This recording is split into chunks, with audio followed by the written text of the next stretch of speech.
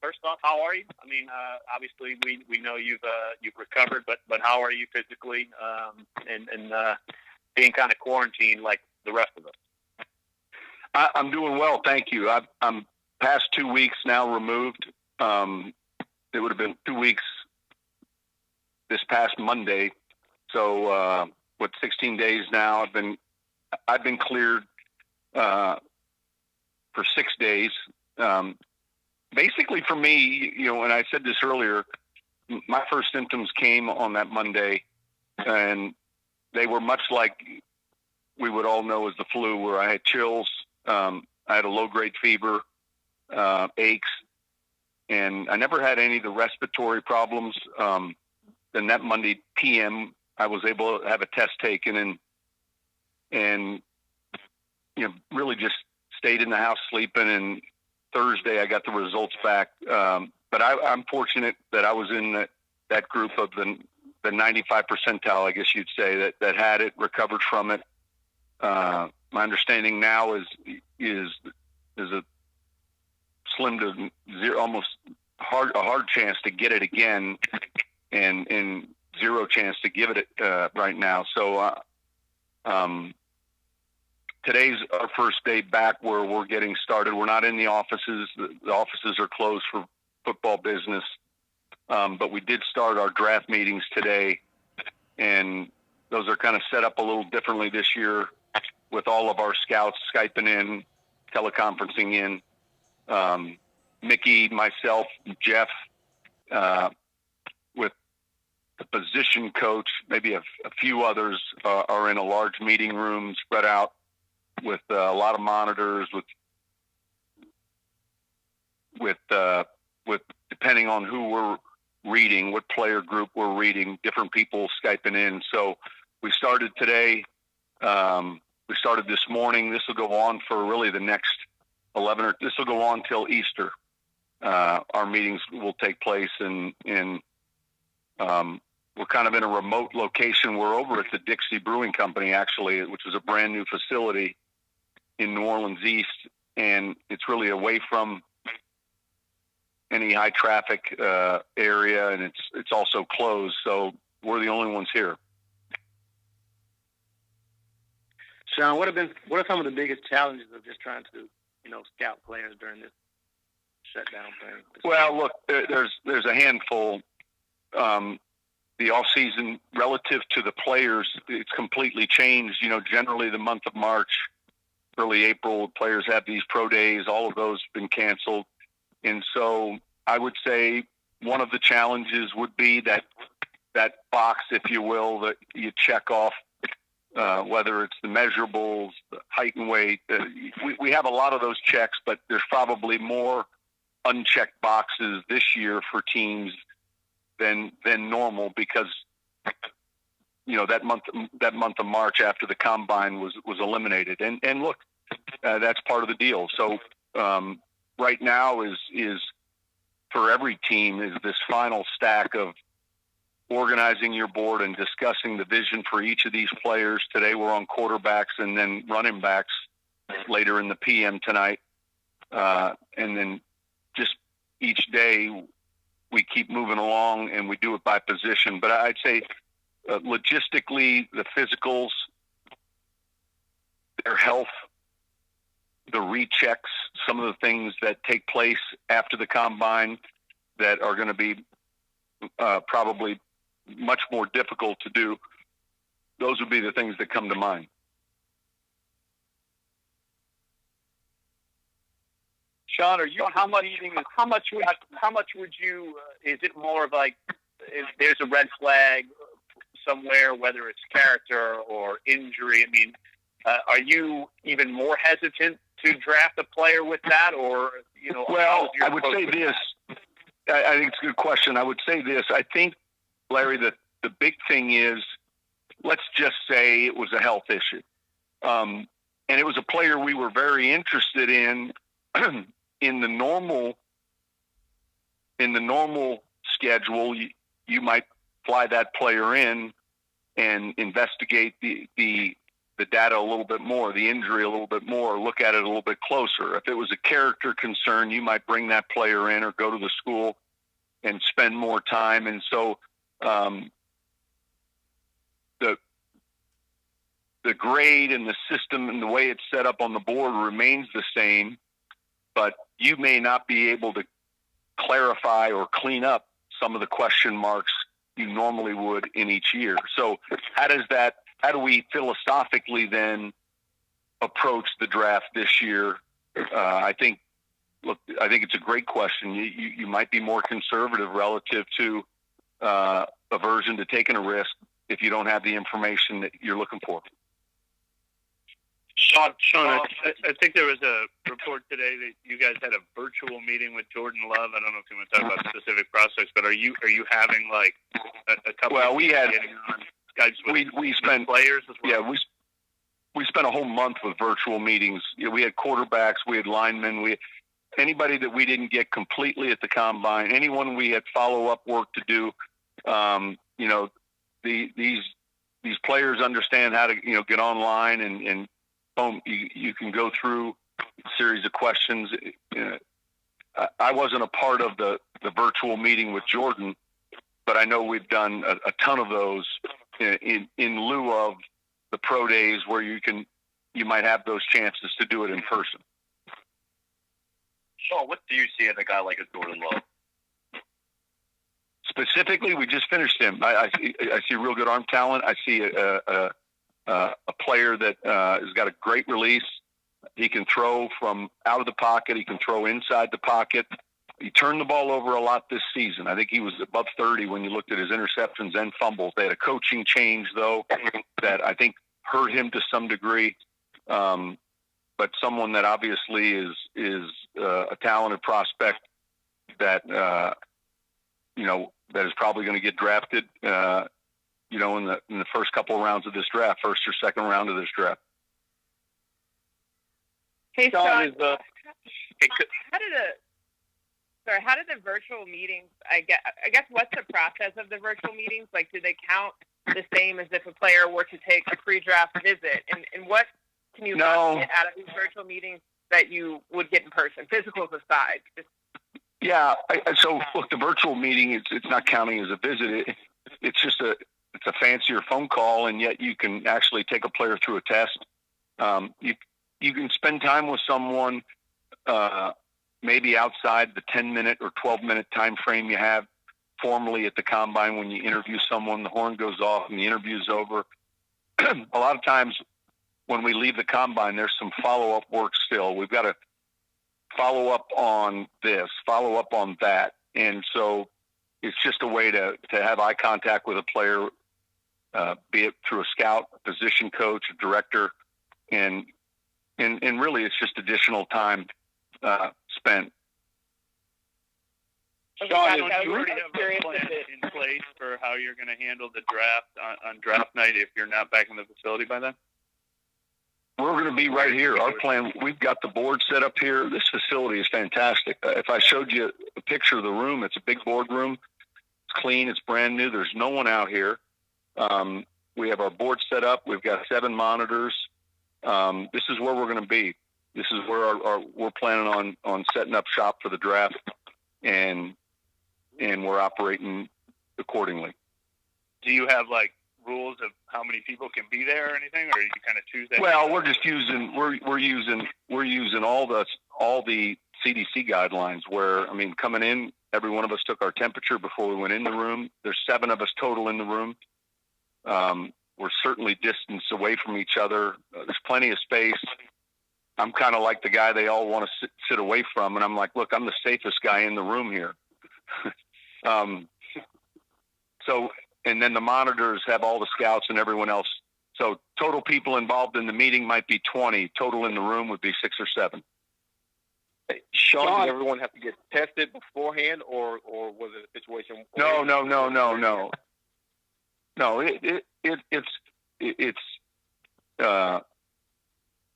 it's just using some common sense as you enter the room. In other words, there's a measurement here that just takes your temperature, you record it. I'm obviously your hands are clean, and we're not in suits here. I mean, we're talking about 7 healthy people in a room spread out, and everyone else being conferenced in. So we took a lunch break. We're getting ready to get started again for this afternoon. We'll go well into the evening and then get up and start again tomorrow. So a much smaller scale of what we normally, this meeting a year ago would have 20 some people in it instead of just 6 or 7. And that's been the biggest change. Sean, I know you guys have your prototypes for the draftable players. Do you have the same prototypes when you're signing free agents? Yeah, free agents after the draft or free agency pro players? Veteran players. Veteran players, yeah. The prototypes are the prototypes. And so we pay attention to, if we're signing an undersized player, we understand he doesn't meet prototype, but we think he does this well. And so, yeah, absolutely, that those never go away. Sean, is it easier to have an exception? Is it easier to have an exception when it is a yeah, but prototypes are not prototypes. Prototypes are just what they are. That they keep you on schedule relative to height, weight, size, speed, measurables for the position, and yet there's exceptions all the time. And so they keep you on schedule. You pay close attention to them, and yet they're not eliminators in some cases. You just understand if a guy isn't prototype, there's a letter grade that's given, and you understand with his grade what's kept him from being prototype. Is it his height? Is it his weight? Is it his speed? What is it? And then, but it doesn't prohibit you from signing or drafting a player. Sean, has Drew told you this is his last season? Are you all operating as if it's his last season? No, look, I'm a big dummy. Yesterday, we got chatting on ESPN, and I think the way I worded it was, hey, he's coming back for his last year. I think, I honestly don't know if it's his last year. I think the thing he's done, and we've all done, is taking it year by year. And, man, that thing blew up on me. A few of you guys text me right away, and I thought, holy cow, I'm glad he's in San Diego. Let him deal with this. But I think his plan is to take it year by year. This year, he spent a lot of time really making sure he was ready to come back, not only physically but mentally, and so obviously that was my fault, and it's not like a big secret that I let out of the bag, but it was more or less, hey, he's back again for another year, and probably in my mind really started with the idea that this year was unique in that he spent some time thinking about, hey, am I ready to come back for another season? So before we deal with the year after this season, I know the focal point for us will be this season. I was going to ask you, I know you guys are probably all buried in your draft prep, but if you all had a chance as a staff to look ahead, I mean, are you operating under the premise that you will not even have an off season and start training camp, or what are your thoughts on that? I think, look, we, like everyone else, are waiting, and I think it's going to be challenging to have an off-season program. Certainly, we're not going to have an off-season program that isn't without change.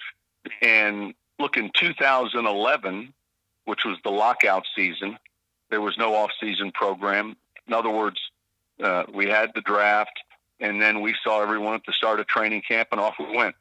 So we'll be prepared as a club and as a team to operate accordingly and wait for guidance from the league office. But right now, the focus this month is the draft that takes place at the end of April, and the guidelines in front of us right now are away from your facilities, being smart. The most important thing for every one of these guys involved, and I said it on a conference call yesterday with my coaches, with everyone in football operations, it's the health and safety of our families. That's number one. When something like this is taking place, anything outside of this seems very, I would say, down the road relative to priorities. And I know it's the draft and it's important, but it's not as important as New Orleans and Louisiana's recovery and our ability to fight this, because this month is going to be our toughest month. Sean, there's been talk about load management. What are some of the positions that are hard to load manage than others? Well, look, I understand load management relative to practice, relative to training camp, and to some degree relative to a game. But we focus a lot on those veteran players: Teron Armstead, Drew Brees, Jared Cook, Cam. Malcolm Jenkins, now that he's back, those will be certain players that have played a long time in this league that are very sharp mentally. And the key is then making sure they're optimum, they're at full speed on game day. And so they don't require sometimes the same amount of reps or snaps during the week. But young players the same way. We've done that with Mike Thomas, been smart and tried to really pay attention to the practice reps. When it comes to the game, it's a little different. It's different than basketball, and yet we can kind of control snap count if we feel like we need to. Hey, Sean, how are players rehabbing from surgery or injury able to all of that is monitored by your medical staff? Yeah, that's very, very much the same as it normally would be. Our training room's open. Our trainers are there. Our players who are in town, recovering from surgery, recovering from the postseason, are doing so. Some players are doing that at home. That would be the case every year. Some players are doing it here locally. So that's been, I'd say, effective in a minimum. Hey, Sean, has the Sanders been able to sign his contract yet? And if not, or y'all have to wait on a physical for a few months because of the situation? Say it again? Has Emmanuel Sanders been able to sign his contract yet because of the issue with the physicals? Yeah, I think we were able to get all. Yeah, I know that there's been a lot of players getting physicals at other locations than the team city like they normally would. Normally, a player would come in here, have a physical at Ochsner, and then come to the facility, sign a contract. And so I know teams, clubs are relying on other facilities to do the physical, and I'm under the assumption all of that has taken place. Okay, his I think didn't officially go through the wire or something, so I was just curious if that was just a lag or. Yeah, I think if it hasn't yet, it will be. But yeah, I'm confident that'll be smooth. How will you? Sean, did you see their playbook? The new players such as Emmanuel Sanders, without OTAs and all that stuff. How will you go about teaching them the playbook? Is there a Well, look, it's no different than 2011. You're going to send them the playbook. You're going to send them video. Position coach might get on the phone and say, "Hey, I want you to look at this section here." There'll be times when, as we get closer to training camp, assuming training camp still is held at the end of July, depending on what happens to our off season, a lot of it will be done either via the mail, via the phone, and we'll get those players up to speed as quickly as possible once we're together. And is it tough to make sure players are working out up to team specifications? Yeah, again, no different than 11. These are all paid professionals. These guys are all going to, understand the importance of taking care of their body. Certainly it's easier when they're at your facility, but clearly with where we're at today, most all of them are at home with their families where they should be. In 2011, I don't think you could have contact with players, though. Will you like orchestrate a program? Will Dan be in touch with them with a program you want to keep them on and things? Yeah, I don't think 11 prohibited you from practicing or any of those things. Drew had a few throwing sessions and practices, but it didn't prohibit you from, I think, sending something in the mail. I mean, look, every team is going to be able to get the information to their players and adjust accordingly. I mean, I think one of the things we do well is adjust. Whether a schedule changes and all of a sudden you're playing at a different time, you're having to play over in London. Maybe there's a hurricane that forces you out of the city for a week. No different than any one of those things, be it at a larger scale, this is certainly at a large scale, we'll adjust accordingly and get the information to our players, and then plan accordingly. Coach, did all of this uncertainty surrounding the coronavirus, did that affect the way you guys approached free agency, or was that pretty much business as usual? I don't think it didn't affect how we approach free agency. It's a good question. I don't think we acted or reacted differently because of this virus relative to free agency. We approached it much the same way. Most of the work had been done. Obviously, what changed, the idea that a player might come in for a visit with his wife, look around, make a decision, that shifted a little bit. But we didn't approach free agency any differently. Hey, Sean, does the uniqueness of Taysom's role affect what you look for in your third quarterback? No, look, the uniqueness of Taysom's role will make it important for us to have a third quarterback. But, what are we looking for in that third quarterback is another player we want to develop, work with, and improve, and someone that we feel like either we acquire through the draft, potentially through free agency. We'll look at all means relative to where that player can come from. We're not specifically saying that has to be a player that comes through the draft. We're not saying it has to be a veteran player. It'll be the best available player that we feel like fits our program. But we know with what we want to do with Taysom that we're going to have not only a third quarterback, but that quarterback is going to be up on game day. Sean, I want to ask you about Jeff Ireland and his impact that he's had. I mean, he's a guy that we don't talk about a lot. What makes him such a good evaluator and good at what? Well, look, he grew up a scout, and man, that's how he cut his teeth. He's been around. I'd say his bloodlines are outstanding. We met when I went to Dallas with Bill. Jeff was there, and we formed a real good relationship there. Of course, years later, then when I came here shortly after Jeff went to Miami with Bill and Tony, so I've known Jeff for quite a while. He loves the grind of the film. He loves still being on the road, getting to these workouts, getting to these campuses. He's put together a real good scouting staff. I think we've done a really good job that way. And if you were sitting in on these meetings, you'd see the attention to detail that takes place when we discuss a player. And I think he's someone that not only is a close friend, but a talented evaluator. And I think it just starts with his background as a scout and his background of being with some really, really good personnel people.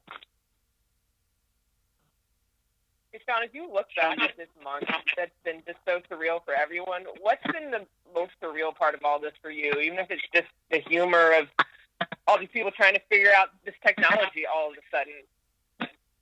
Well, honestly, for me, it's more the severity of it. For me, it's that this is something globally that you wake up each day, you put the news on. I find myself watching a lot of the news and being updated and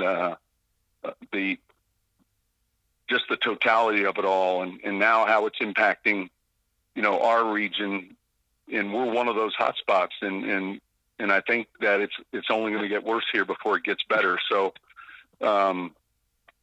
it's much different than 9/11, and yet I was in New York during 9/11, and yet there's that similar type reaction, though, when it hits home to everyone. Sean, what did you do with the checklist? Rebroadcasting that 2006 Dome reopener on Monday night. I know the Saints are planning some things where some people might live tweet. I don't know if you're going to be doing that, but will you be watching that game and reliving? No, I saw something on the internet about it, but I probably won't be tuned in. There's there's too many other things going on.